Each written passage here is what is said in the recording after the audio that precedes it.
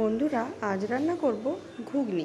ঘুগনি রান্না করার জন্য এখানে আমি ঘুগনির মটর সেদ্ধ করে নিয়েছি। এখানে কেটে নিয়েছি ছোট ছোট করে আলু, আর এখানে করে নিয়েছি পেঁয়াজ কুচি, টমেটো কুচি আর লঙ্কা কুচি, আর এই দিকে বেটে নিয়েছি আদা রসুন। এবার ঘুগনি রান্না করব। ঘুগনি রান্না করার জন্য প্রথমে কড়াইতে তেল দিয়ে ওটাকে গরম করে নিয়েছি, আর ওটার মধ্যে দিয়েছি সামান্য একটু চিনি। এবার চিনিটা গলে গেলে গরম তেলের পরে পেঁয়াজ কুচি দেব। পেঁয়াজ কুচি দিয়ে ভালো করে নাড়িয়ে চাড়িয়ে নেব। নাড়িয়ে চাড়িয়ে পেঁয়াজটাকে ভালো করে ভাজা ভাজা করে নেব।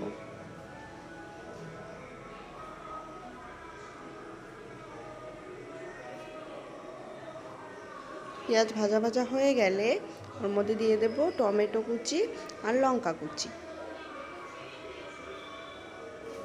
টমেটো কুচি আর লঙ্কা কুচি দিয়ে ভালো করে ভাজা ভাজা করে নেব। ভাজা ভাজা হয়ে গেলে এর মধ্যে দিয়ে দেব আদা রসুনের পেস্ট।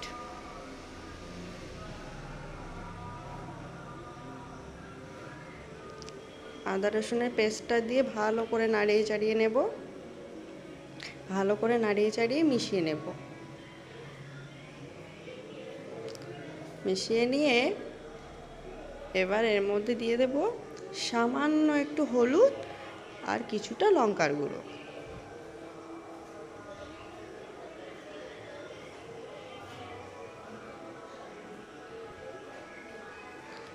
এবার এটা দিয়ে ভালো করে নাড়িয়ে চাড়িয়ে মিশিয়ে নেব।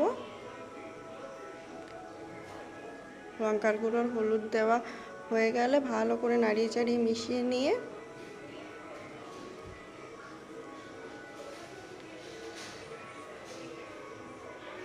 দিয়ে দেব সামান্য একটু লবণ।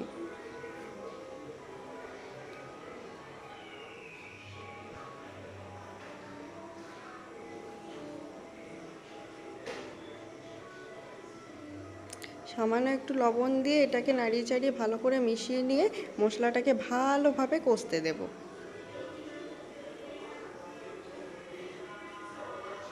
মশলাটাকে কিছুক্ষণ ভালোভাবে কষতে দেব। মশলা কষিয়ে নিয়েই আমি ওর মধ্যে ছোট ছোট করে কেটে রাখা ওই আলুগুলো দিয়ে দেব। আমি আলুগুলো আলাদা করে ভাজি না, ঘুগনির আলু ওটা আমি মশলার মধ্যে দিয়ে ভালো করে সেদ্ধ করে নিই। ভালো করে নাড়িয়ে চাড়িয়ে মিশিয়ে নিয়ে এর মধ্যে দিয়ে দেবো কিছুটা জল আলুগুলো সেদ্ধ হওয়ার জন্য।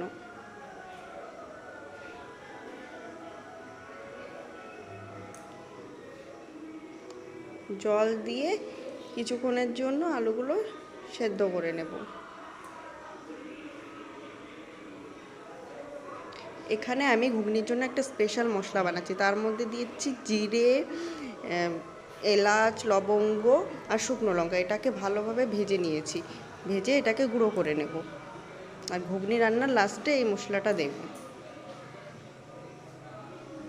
এদিকে আমার আলুগুলো সেদ্ধ হয়ে গেছে, মশলাও কষে গেছে আর আলুগুলোও সেদ্ধ হয়ে গেছে। এবার আমি আলুগুলো সেদ্ধ হয়ে গেছে, এবার আমি সেদ্ধ করে রাখা ঘুগনিটা ঢেলে দেব।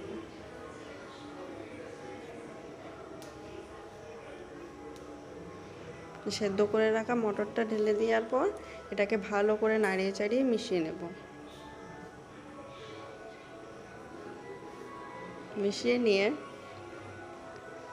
ভালো করে নাড়িয়ে চাড়িয়ে মিশিয়ে নিয়ে দিয়ে দেব কিছুটা জল। জল দিয়ে এটাকে ফুটতে দেব। এই যে জল দিয়ে ফুটছে ঘুগনিটা, এই যে এবার ওই গুঁড়ো করে রাখা মশলাটা এর মধ্যে অ্যাড করে দেব।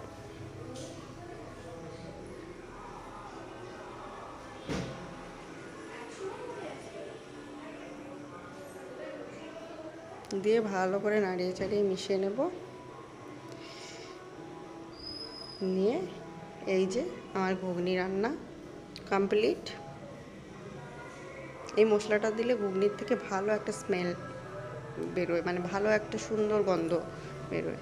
মশলাটা দিয়ে ভালো করে মিশিয়ে নিলে তৈরি ঘুগনি। আমার ঘুগনি রান্না তোমাদের কেমন লাগলো অবশ্যই কমেন্ট করে জানিও। আর তোমরাও এভাবে রান্না করে দেখতে পারো বাড়িতে। এই যে আমার ঘুগনি রান্না রেডি, কেমন হয়েছে অবশ্যই কমেন্ট করে জানিও। টাটা।